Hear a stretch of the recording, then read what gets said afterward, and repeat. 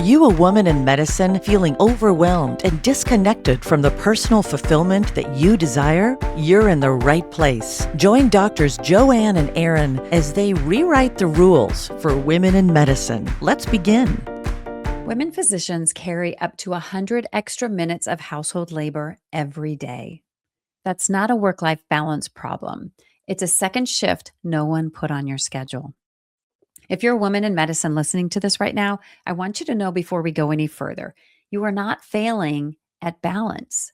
You are succeeding at an impossible load. And in this episode, we're going to talk further about what that load actually costs, why it falls hardest on women in medicine, and what can genuinely help. Not the platitudes, the real stuff. And I'm going to be interviewing my amazing co-host, Dr. Joanne Sotelo, coach as well as psychiatrist. And Joanne, as usual, we like to hear about the definition of caregiver burnout and what is the scale of this problem? Thank you, Erin. And I have some notes here because I wanted to kind of answer these questions also based on the information that we have. And the World Health Organization defines burnout, right? The word that we hear a lot about, as chronic workplace stress, showing up as exhaustion, mental distance from your work, and a drop in professional effectiveness. And we usually hear this term related to occupational stress, and especially in medicine, or like it's one of the topics that we talk a lot, but we don't talk about other sources of that sense of burnout. And in the caregiving world, researchers measure the same devastation under different names, like burden, distress, even depression, anxiety, a lot of social isolation, and declining in quality of life. So it's the same wound, different words. And as you can hear the heaviness of these words, this is something important that we need to talk about. And I really like another definition that I came across that said, caregiver burnout is what happens when love, duty, and skill are asked to outturn human limits.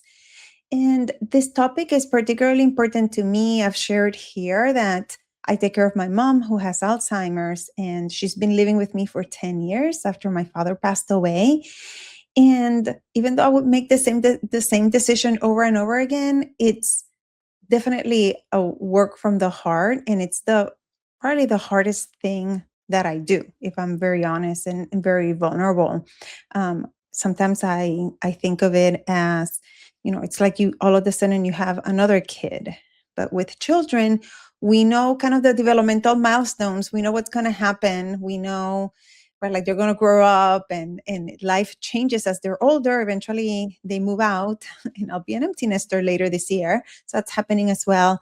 But when you're taking care of a loved one who's ill, you don't always know what's going to happen. So it's not just the day-to-day heaviness and difficulty, but it's like a constant worry as well. I remember during COVID, all my decisions were around the possible exposure for my mom. And I isolated myself so much because I was so afraid that something was going to happen to her. And, she has a little bit of independence, but I take care of pretty much all the things for her. And, she couldn't be by herself.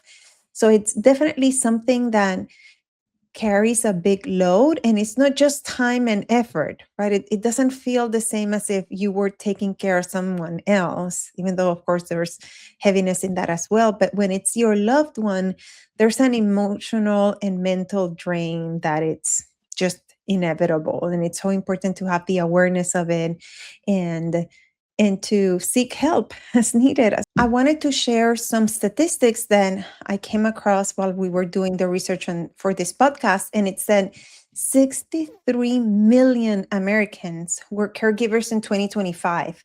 And to put that into perspective, that's 1 out of 4 adults. This is not a small group, right? Like 25% of adults. And a lot of us fall into that, what we call that sandwich generation, where we still have kids at home, and then we're also helping take care of an elderly parent, and frequently with medical complications. And it's right, like taking care of their medications, appointments, making sure that they're safe, their overall well-being, giving them quality of life. So it is definitely a challenge. And a lot also another piece of information that the research shows is that about 40% of these caregivers are providing care that's probably beyond their skills, like a high intensity care, before they seek any other kind of assistance. And it's definitely a difficulty there. And no one prepares you for it, right? Like we're physicians, like I think I know the things. And as a psychiatrist, I know a lot about dementia and Alzheimer's, and it's completely a very right like a different. It's like when you're a new parent and you. I don't know if you had that experience, Erin, as a pediatrician. Like it doesn't matter how much you know as a professional when your kid is sick, you're just a worried parent, right? So I have the same, Absolutely. yeah, and the frustrations that come with getting asked every 5 minutes, "What's today's date?" Right? And it's like in having the patience or, you know, not finding your things and right, like the worry she's gonna walk out, right? Like all my neighbors know that I take care of her and say, like, if you see her walking around, please call me. She shouldn't be walking around by herself. Anyway, so all the things that right, like so many of us have experienced. And then there comes a place where we cross the line where then the same way that we talk about burnout in when we talk about burnout in medicine, where the gas in the tank we're using more than what we have, and then we experience very similar thoughts of how much more can I take? Can I need more help, right? Like my brother takes care of her as well, but it's not an even distribution if we're honest. And then also thinking what the fear of what's going to happen, and it's all very real. And then sometimes we have thoughts that feel very heavy and even shameful. So if you're listening to this and you've been in that situation, just know that you're not alone. Like this is quite a common feeling that a lot of people doing caretaking feel at some point of the process. And again, not that you would change what you're doing, right? Like it's been a beautiful experience as well to have my kids grow up with their grandmother, especially after my dad passed away, and they can see the difficulty of taking care of someone, and they help as well. And it's been a beautiful thing having that relationship with her on the other side. But we're like, there's an emotional toll that we cannot deny. It's such a beautiful story, and I can feel the weight of it having a mom who also had a path with Alzheimer's. And um, so, with that, you quoted some numbers about how many caregivers there are, and then also the weight that women carry. And so, help me understand how this hits differently, specifically for women in medicine. We talk so much about that double shift that a lot of women in medicine have, that we work a ridiculous amount of hours in our work as physicians, and then we come home to still be a wife and or a partner, and many of us have pets and children. So then if on top of that then we're also taking care of an elderly parent, it's like where are we recharging the battery? So someone who's already at such a high risk of work related burnout, then on top of that we add this heaviness, this mental and emotional drain. So we have to be extra careful. And a lot of us, right, it's the doctor programming that we talk so much about, that we feel like, no, I can do it. I don't need help. I can figure it out. I'm a physician. I know how to handle her medications, and recognizing that some of that might be true, but that doesn't mean that there couldn't be an easier way or a better way, or what are some resources that we're not tapping into. And I can raise my hand for a lot of those questions, and then also worried about the financial load of some of those resources as well. And right, and not in wanting to take care of them as long as we can. And as a doctor, I tell my patients that talk about that, like, I don't want my loved one in a nursing home, and this is a promise we made to them. And I always say that's beautiful until it's safe, until it's not safe, right? So I remind myself of that. Like, that's the question. It's like, okay, it's still safe. We got it. And now that I'm doing mainly telehealth, that's been one of the gifts, that I'm there with her most of the time. She's with me or my brother. So she's very rarely by herself. Um, but this matters because we're already kind of an exhausted bunch of very intelligent, hardworking women, and we put a lot in our plates, and we have to pay attention, and know that sometimes we might be feeling those symptoms of burnout and exhaustion, and they don't need to be from work. A lot of times it's what's going on at home. And we're talking about caregiver burnout, but we know that sometimes having marital difficulties, financial difficulties, kid who might have some medical problems, those are all risk factors for burnout that we have on top of already a population that's right, like 1 in 2, if we kind of put it in rough numbers, are at risk of burnout. So in what we're doing to our nervous system, that we have to be so careful about. And as you and I both coach groups of physicians and one-on-ones, healthcare providers, one of the patterns I've seen, and maybe you've seen the same, is that whether you're a female or a male healthcare provider, you may have been the first one in your family to go into medicine or to get a college degree. And so not only are you taking care of your immediate family, but as you said, maybe it's your parents, maybe it's your in-laws, maybe it's your siblings. And so I see many of the people that I'm working with coaching, that because they are so capable and so competent and they work in healthcare, they stand out amongst all the other people in their family. And then there's this added expectation that they just must create capacity to take on that role, whether it's the medical issues for family members, et cetera. And it's not to be minimized. And in one individual I worked with, the weight they were carrying was so heavy. And they were just like, I don't have any choices. I must go on. And they'd been in the military, so they had that training to rely on. But it just exhausted me to think about how many different roles that healthcare provider was playing and how many people were leaning on them and expecting things from them, and the expectations from their healthcare job. And again, I've seen that not just with women healthcare providers, but the men as well. It's a heavy load, and I don't want people minimizing that. And so we always like to not just raise awareness about these issues that are common in medicine, Joanne. We always want to share what actually helps. So what have you found?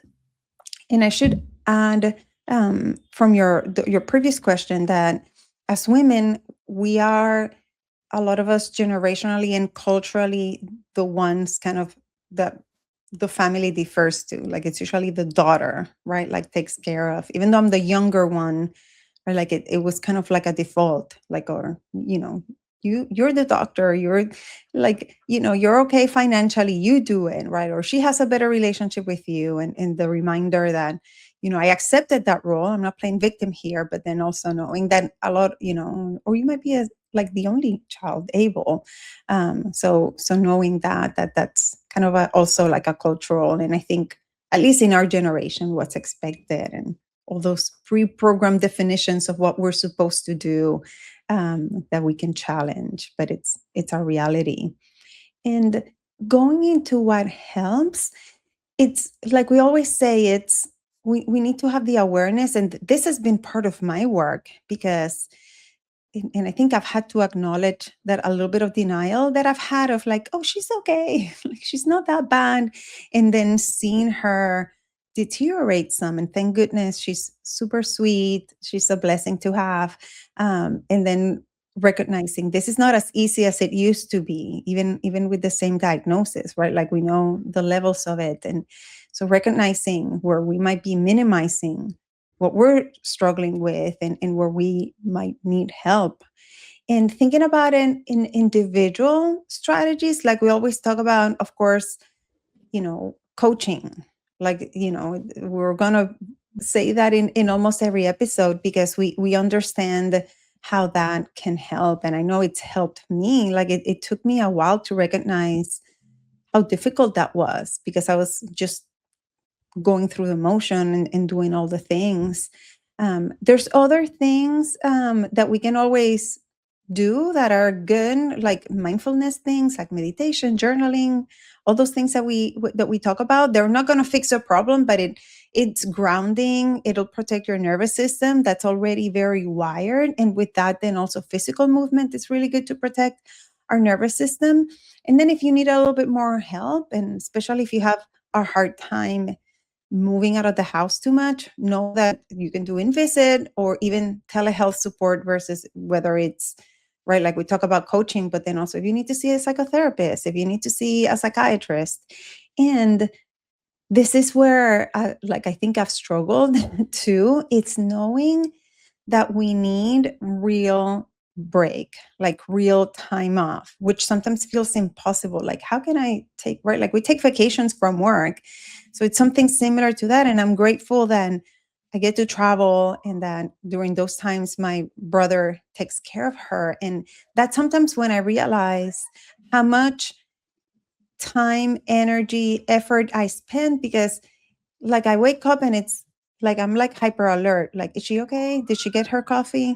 And knowing that that's how you can do it. And it's actually a must so that you get real recharge. The same way that we talk about it for burnout, it's real time off or real genuine help at home. So very specific, very, very important. And then if we think about it also in systemically, do you need to ask out loud for a flexible schedule if you need to take time off to rush home or appointments for them which are obviously more regular, um, helping with maybe some administrative burden so that you have a little bit more time, and making sure that you're very on top of your own self-care. Like there's no way to do this on your own.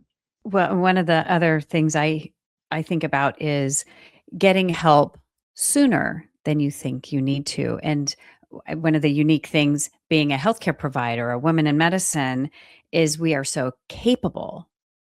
And just because we can doesn't mean we should, or doesn't mean we should all the time. And when we have another person, another caregiver, somebody who can step in either to help with that care, or maybe it's caring for your space, getting a person helping with the housekeeping or the landscaping. What are the other things you can take off your plate to remove some of that overwhelm? Meals are a big thing that I hear patterns from the women that I coach about, just figuring out what are you going to cook for dinner. And so there's many things, I love that you're saying, like, ask your system that you might work for accommodations. And I would encourage too, what can you do that's under your control, that even if it's taking 2% of something off your plate, if you're 150%, overburdened, then any percentage is going to help. And so I love that those tangible things that we can look at in order to make it less of a heavy burden, Joanne. While we're on this topic, is there one more piece of information you would like to share with our listener about caregiver burnout? Yes, and this is what I have to remind myself of. So this is the message I want to leave you with, because I want you to leave with something actionable. So this week, I want you to remind yourself that you're not alone and pick at least one thing that you can ask someone else to do for you, that you can 100% take off of your plate without feeling guilty. That's the trick. And knowing, because right, like we're here to help you not be an exhausted physician. And sometimes there's just so much that we can control. So those are things that we can control to keep our well-being and to keep on showing up the way that we want to show up for ourselves and everyone around us. And if you are in need of more support for what you're going through, you can always get more information and reach us at createmeaninginmedicine.com. And with that, stay tuned because our next episode is coming right up. Do you want exclusive resources and the opportunity to connect with us? Then visit createmeaninginmedicine.com now, where you'll dive deeper into how you can create meaning in medicine. And if you're serious about optimizing your results, take 2 quick steps now. Connect with us on the website and tune in to the next episode.